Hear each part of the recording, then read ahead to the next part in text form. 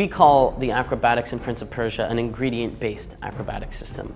What I mean by that is that there are objects in the world, which we call ingredients, that you interact within the same way every time you see them.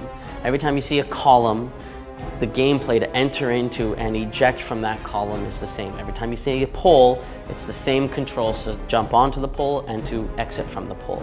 Where I think it's quite different is, first of all, we've created a bunch of new acrobatic moves, a lot of which are sort of thanks in part to this sort of new gauntleted, the glove that he has that kind of allow him to do, for example, the grip fall move and that sort of thing. One of the acrobatic moves, the grip fall, really did open up levels in terms of that vertical access, where we really had to think of the level in terms of areas that they could get to for climbing and areas that they get to dropping down.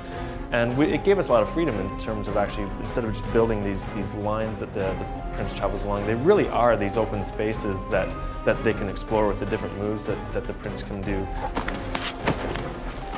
One of the aspects of the new acrobatic system is this idea that it's kind of jump-centric, where you can kind of jump whenever you want. Like you jump into the wall run instead of just activating the wall run, and then at any point in the wall run, you can jump again. And then once you're in midair, then you can call Elika and co-op jump. So with that philosophy to the acrobatics, players really can find ways to get almost anywhere they want in the world.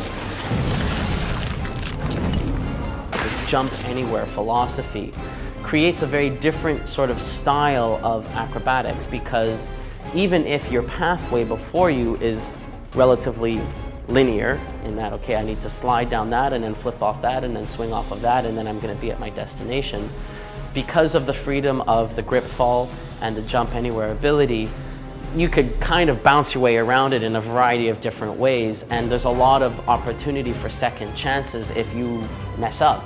You miss your jump, you're falling, you slam your gloves into the wall, you slide down, you see a platform kind of out of the corner of your eye, you press jump hoping that you're going to eject and be able to bounce off a series of walls until you safely land on that platform. Our attitude towards how to design levels based on these new acrobatics had to be completely reinvented. In the previous Prince of Persia trilogy, the acrobatics tended to be a little more slow and methodical, almost puzzle-like in their approach. But for this game, it really wasn't working. We have acrobatics that we wanted to be of a lot more fast-paced, a lot more rhythmic, and so we had to really change our philosophy in terms of how we develop levels based on that. And so with the open world concept mixed with the acrobatic moves, we created sequences that really celebrated more that rhythmic speed as opposed to a more methodical puzzle-like approach.